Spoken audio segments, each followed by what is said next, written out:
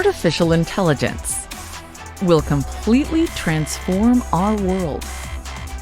But what is AI? Why will it affect you? And how can you and your business survive and thrive through the AI revolution? Welcome to AI and You. Here is your host, author, speaker, and futurist, Peter Scott. Hello, we're back with the second part of my interview with Audrey Tang, the Digital Minister of Taiwan. In part one, we talked about Audrey's work on building digital democracy in Taiwan, a participatory system of democracy that distributes more information, more power, and more responsibility to the citizenry through the use of modern technology and social media. And we talked about the responsibility of government to people as technology advances. We talked about the effects of the coronavirus and how digital democracy guided Taiwan's response to it.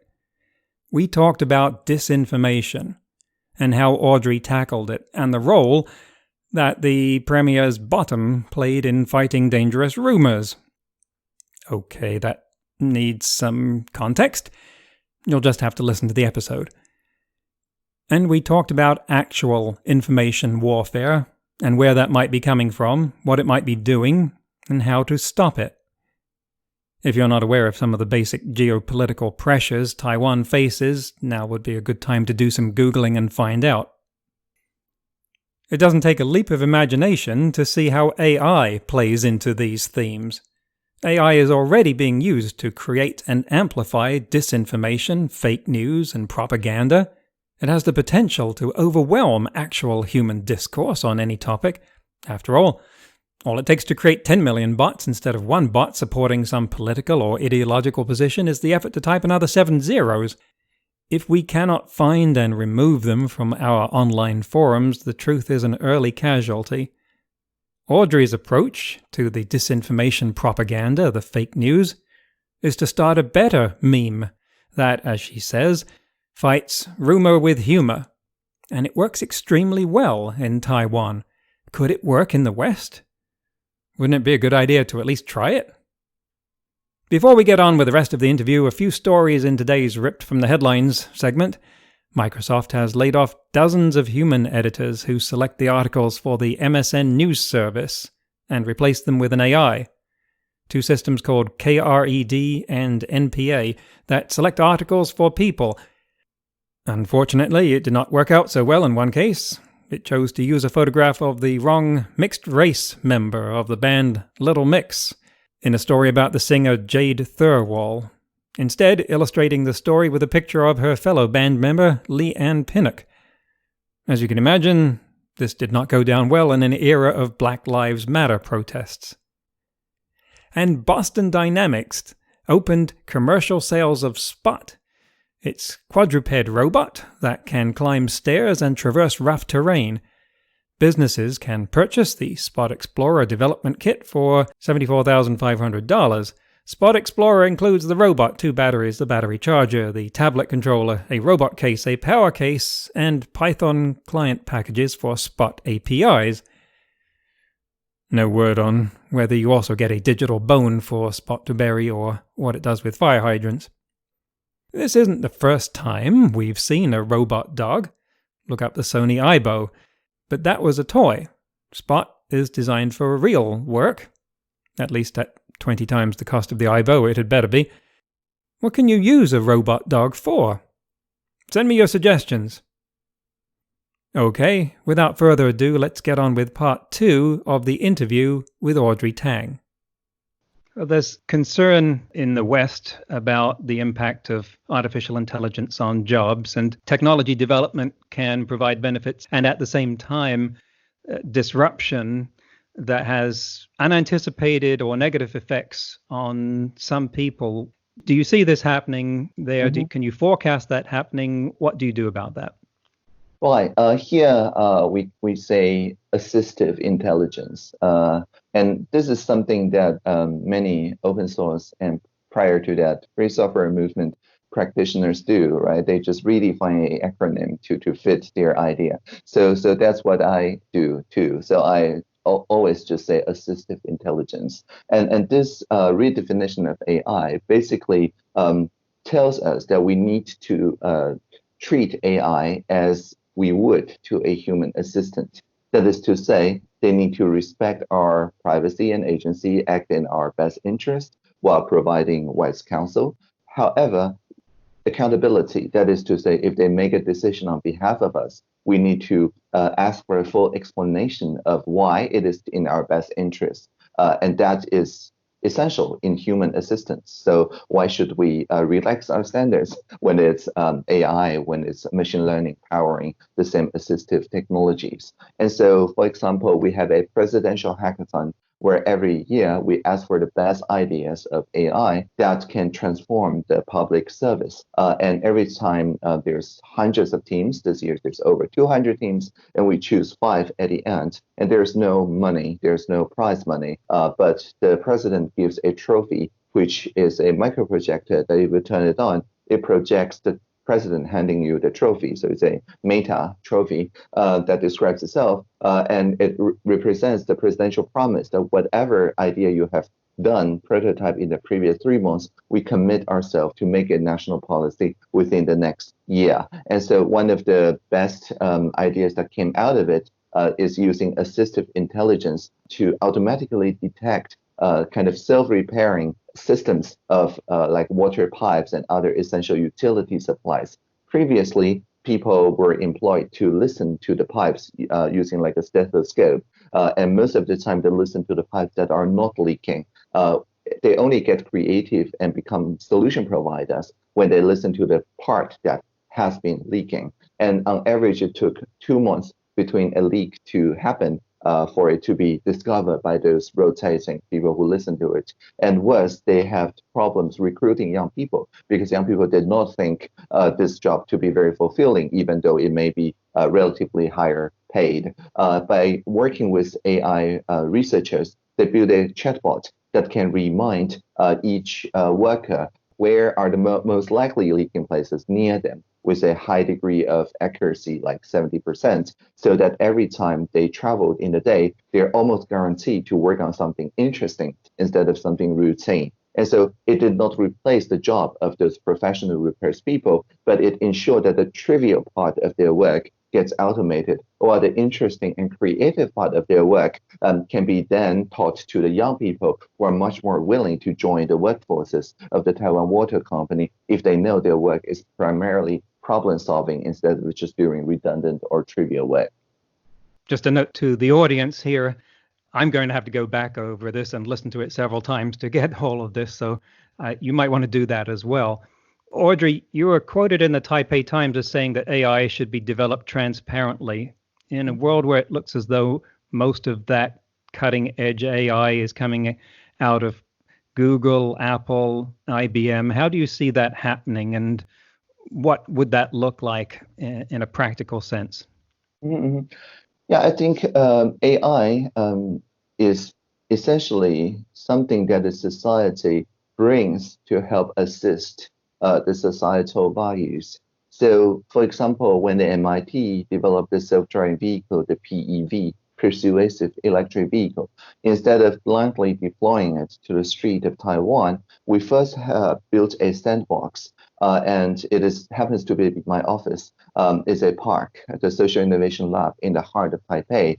Everybody can just walk in. There's no walls, and have 40 minutes of my time to chat with me. And so I do open office hours every Wednesday. So it just happens those AI researchers just came to my office hour, bringing with them those self-driving tricycles, and say that they want to deploy it. So I asked them to provide in open source their source code, in open hardware, how to build it, how to make people's training of that norm apparent to the nearby, like Taipei Tech and other college and universities. And they built quite a few mobility hackathons together to figure out with the nearby markets, such as the Jianguo flower market, how to make maximally societal useful use of the self-driving technology. And interestingly, with the feedback from the markets, literally people who purchase some orchid flowers and holding it, and they just walk to the park and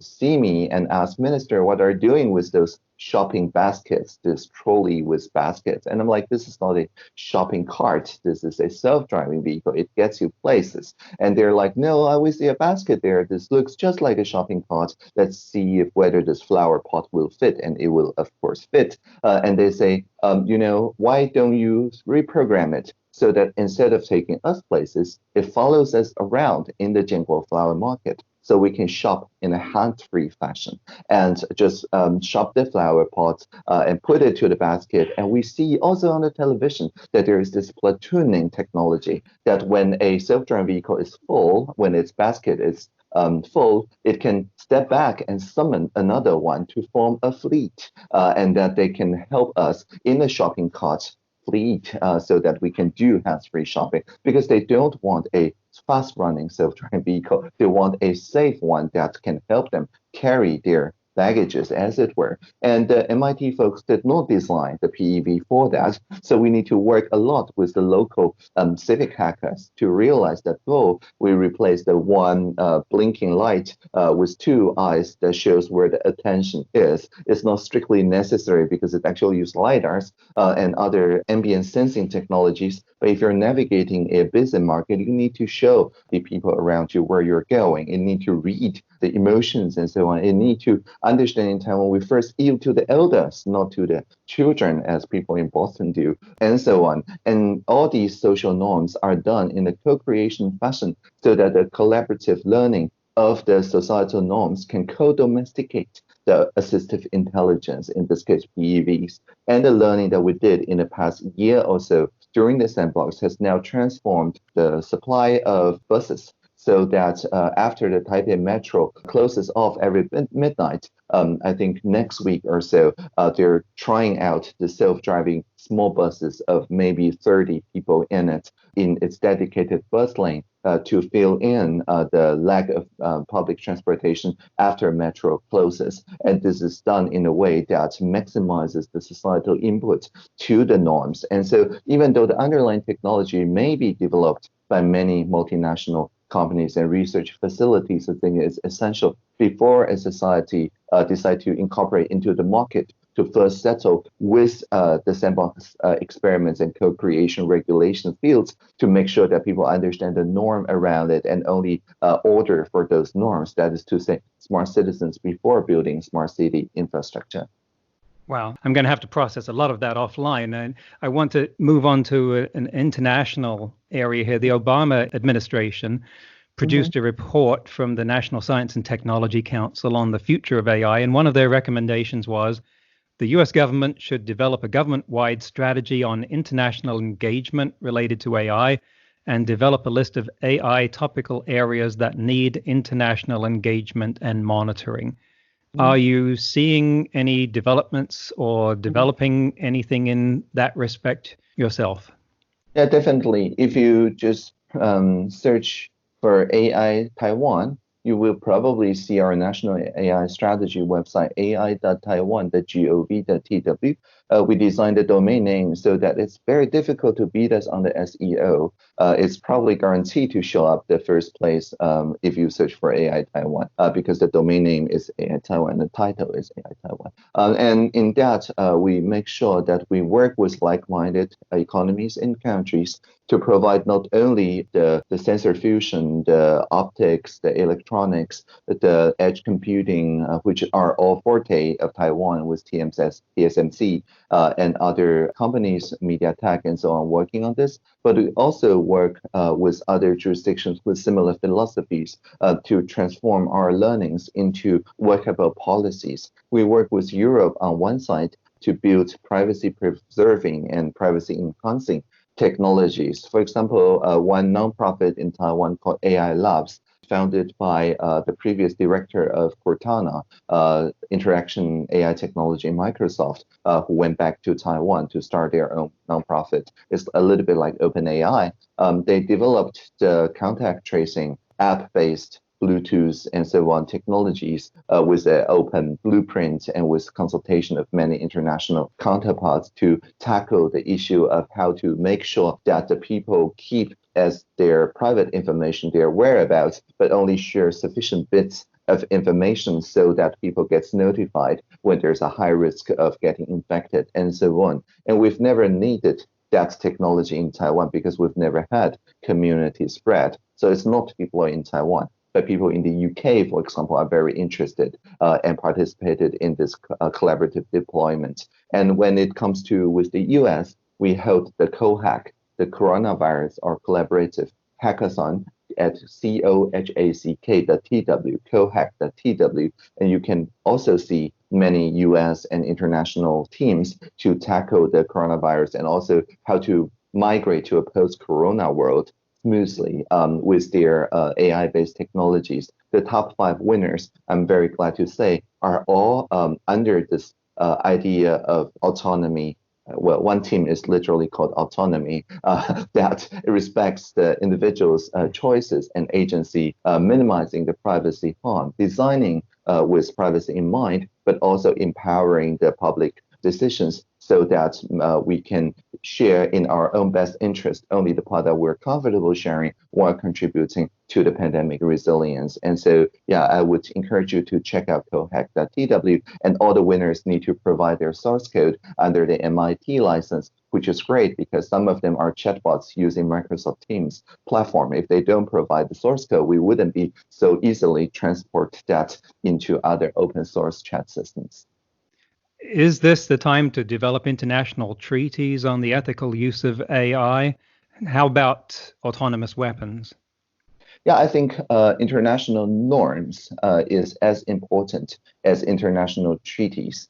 Treaties are honored, of course, by governments and states, and that are important, such as non-proliferation. However, if there is no international norm, then any government can actually do only the letter of those treaties while trying to work around, much as how people work around patents. And develop something that is de facto the same or even worse because there's no public oversight. It is only by signaling very clearly to politicians that if you work against the societal norms, that the people will actually hold the politicians accountable. Can we actually enforce any kind of reasonable AI ethic guidelines? I think the basic idea of privacy and accountability are intuitive to many people, but many people do not understand that privacy is not just a negative freedom, like freedom from peeking or freedom from surveillance, but it could also be an active freedom, a freedom to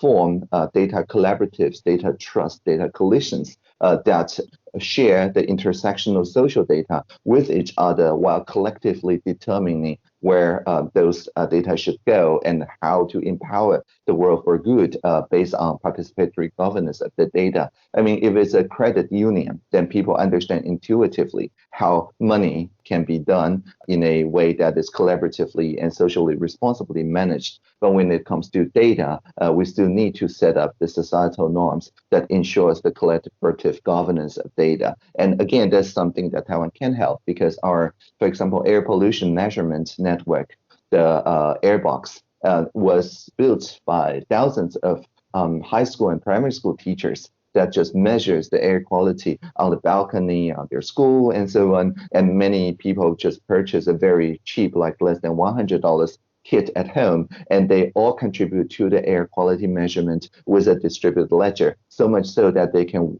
pressure the public sector because the environment minister doesn't have as accurate a picture to pressure the environment minister to install their micro sensors on the industrial areas so that they have a more complete picture of where the air pollutions come from. It's been applied also to water box, to arable lands, and so on. And so what I'm trying to get at is that when people collaboratively, jointly control the data production and see themselves not as data consumers and passively observed objects, but rather subjects and active people who curate the data for public good, then the whole idea changes. It's just like when countering disinformation. If you just teach media literacy, which is about consuming information, then there's a limit of what you can do. But if you instead learn media competence, which is treating everybody as producers of information and responsible citizen journalists at that, then you can collaboratively create a much more robust media ecosystem and landscape. And so just as we have discussed on the disinformation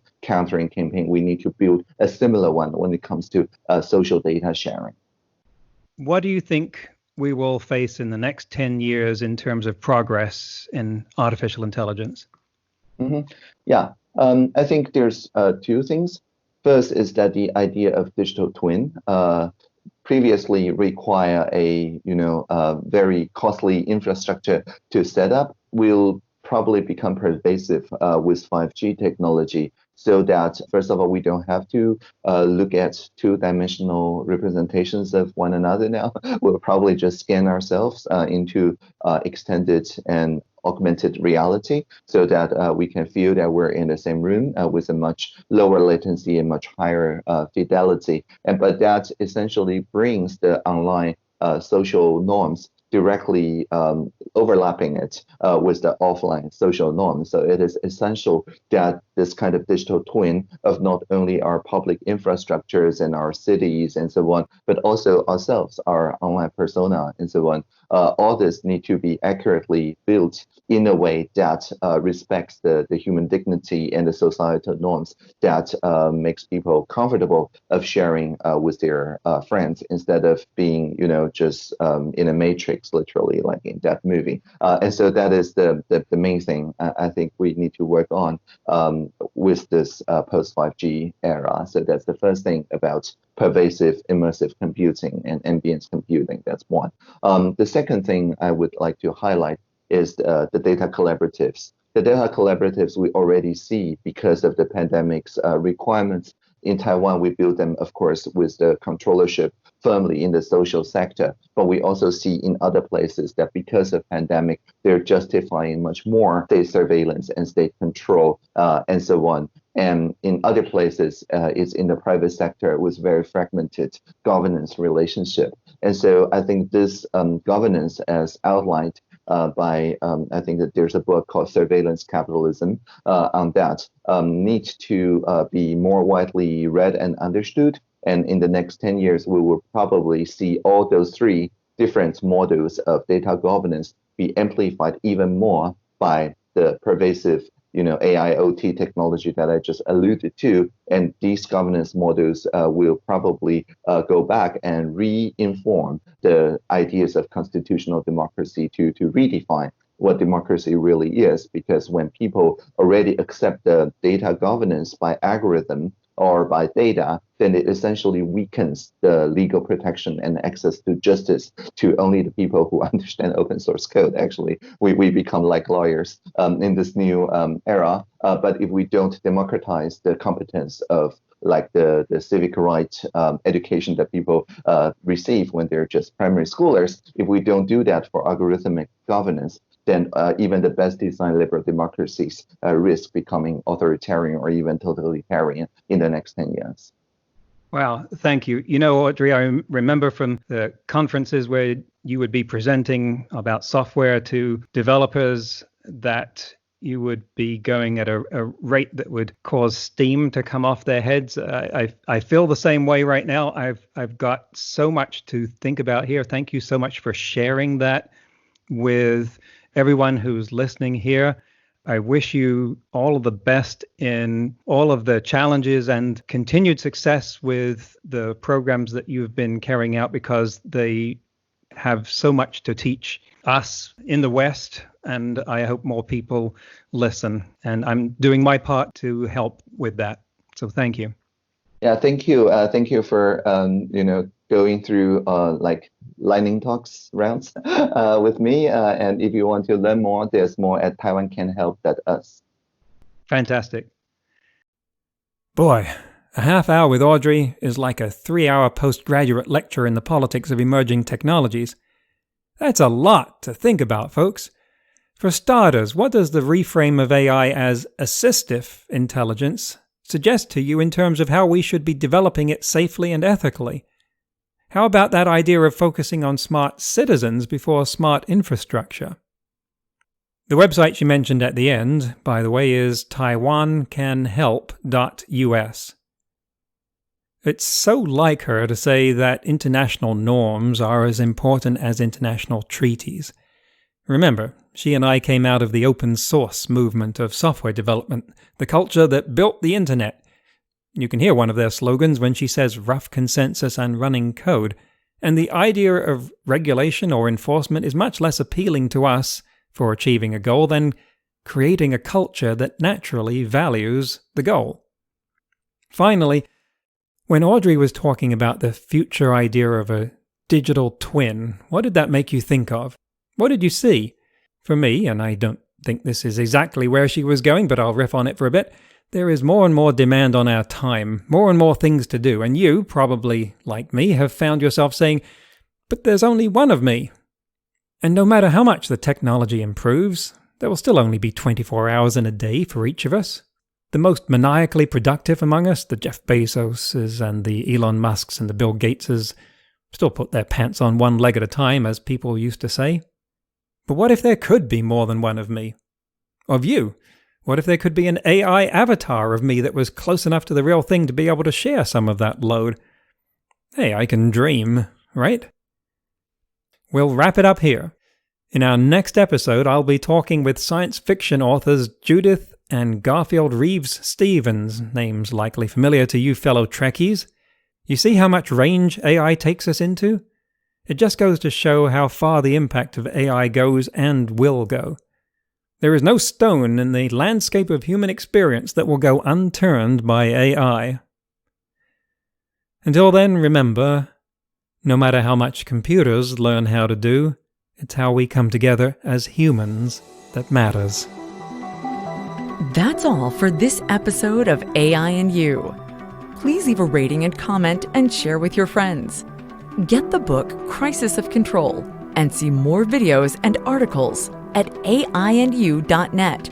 That's aiandyou.net, where you can also send us your questions. Thank you for listening.